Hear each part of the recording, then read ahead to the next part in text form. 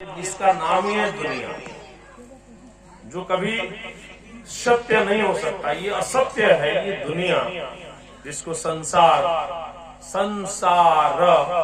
यानी इसको संस्कृत में कहा जाता है जो हमेशा सरकता है। कभी हम दुबले थे, कभी मोटे हो गए, कभी बच्चे थे, कभी युवा हो गए, कभी युवा थे आज बूढ़े हो गए ना। तो ये हमेशा कुछ न कुछ परिवर्तन हो रहा है हमारे समाज में या हमारे देश में या हमारे शरीर में या हमारे परिवार में, कुछ न कुछ बदल रहा है। इसी को कहा जाता है संसार। ये हमेशा कभी भी एक जैसा नहीं रहता। एक रस हमेशा रहता है, वो है परमात्मा। जिस परमात्मा से हमें करना चाहिए राग। राग मन होता है प्रेम। और दुनिया का प्रेम और परमात्मा के प्रेम में अंतर है। दुनिया का प्रेम जो दिनानुदिन घटता है, जब एक युवा युवती से प्रेम करता है तो बोलता है कि तुम्हारे लिए चांद तोड़ के ला देगा, तुम्हारे लिए जान दे सकता हूं ना। लेकिन वही युवा युवती जब विवाह बंधन में बंध जाते हैं तो उनका प्रेम कम हो जाता है। होता है कि नहीं? इसीलिए किसी संत के मुखारबिंद से आपने सुना होगा कि जब विवाहित जीवन में हम बंध जाते हैं, यानी एक युवा युवती जब विवाह बंधन में बंधते हैं और जब घर में धर्म पत्नी आती है तो शुरू में वो धर्म पत्नी जो है चंद्रमुखी के जैसा दिखती है। ऐसा चंद्रमुखी के जैसा।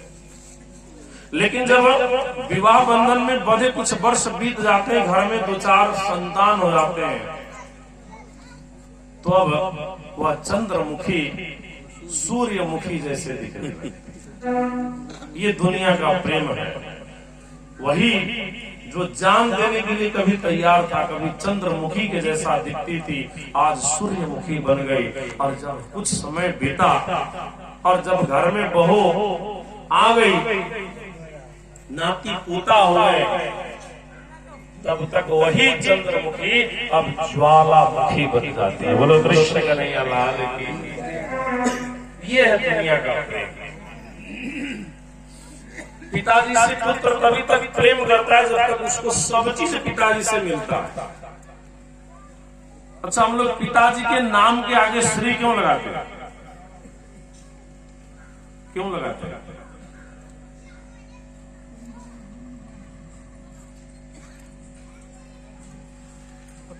ऐसा ही ट्रेन में एक आदमी चढ़ा, यही प्रसंग चल रहा था, तब तक एक महानुभाव चढ़ गए। सुनिए, अरे श्री का मतलब छोड़िए, श्री गुरु चरण सरोज रज, इसका अर्थ क्या होता है बताइए। तो एक सज्जन जी साइड में बैठे हुए थे, सीट में एकदम आराम से, कुछ नहीं बोल रहे थे, सब सुन रहे थे। तो उन्होंने कहा कि देखिए, बहुत देर से आप लोगों का सुन रहे हैं, हमारे हिसाब से तो इसका अर्थ होना चाहिए, श्री कहा जाता है दही को। श्री माने दही, आप लोग भी बोलिए। अगु माने गुड़, चरण का मतलब च आगे का शब्द च से चिवरा, और सरोज रज मतलब सब कुल मिला के निजम न मुकुर सुरा। खा जाइए। तो कुछ लोग ऐसे भी समझ जाते हैं। श्री का मतलब होता है वैभव। और जब एक बालक होता है, उसका सब कुछ जो भी उसे मिलता है वह माता पिता से मिलता है। यानी उसका वैभव किससे मिलता है? पिताजी से। इसीलिए हम जब भी अपने पिताजी का नाम बुलाते हैं तो उसका आगे श्री लगाते हैं। कोई अपने से श्रेष्ठ व्यक्ति मिले तो श्री, सम्मानवाचक, वैभववाचक ये शब्द है। लेकिन वही पुत्र जब पढ़ लिख करके बड़ा हो जाता है, डॉक्टर, इंजीनियर, कलेक्टर और वकील बन जाता है, इंटेलिजेंट बन जाता है, आज की भाषा में कहा, बड़ हमारे से बेसी अब नहीं था। अरे दुनिया कहां से कहां परिवर्तन हो गया। हम जितना जानते नहीं, बाबूजी क्या जानते हैं, ऐसे बोलता है। लेकिन किताबी ज्ञान से केवल कुछ होने वाला नहीं है। इसीलिए बाबा जी ने कहा, बिनु सत्संग विवेक न होए। और जिसके पास विवेक नहीं होता है ना, वही आज के इंटेलिजेंट लोग ऐसा बात करते हैं कि आपको कुछ नहीं पता है, जो जानते हैं हम जानते हैं।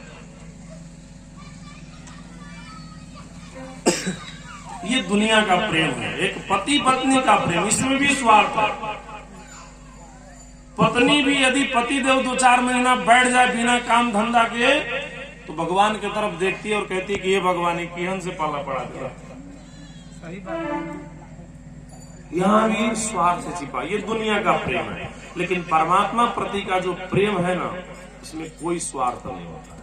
एक साधारण किसान जो किसी नाम को, किसी पूजा विधान को कुछ नहीं जानता है, सुबह उठता है, दिन भर काम, रात भर सोना या विषय भोग में रमे रहना है, लेकिन किसी संगत के माध्यम से सत्संग के आश्रय में अगर आया और यदि उसे परमात्मा की नाम, परमात्मा की महिमा जब सुनने लगा, तो सुनते सुनते परमात्मा में उसका प्रेम बढ़ता है। और वही प्रेम बढ़ते बढ़ते एक दिन वह परमात्मा का नाम अपने जीवन में, अपने हृदय में धारण कर लेता है। और उसके बाद धीरे धीरे वह स्थिति भी आ जाती है कि उठते बैठते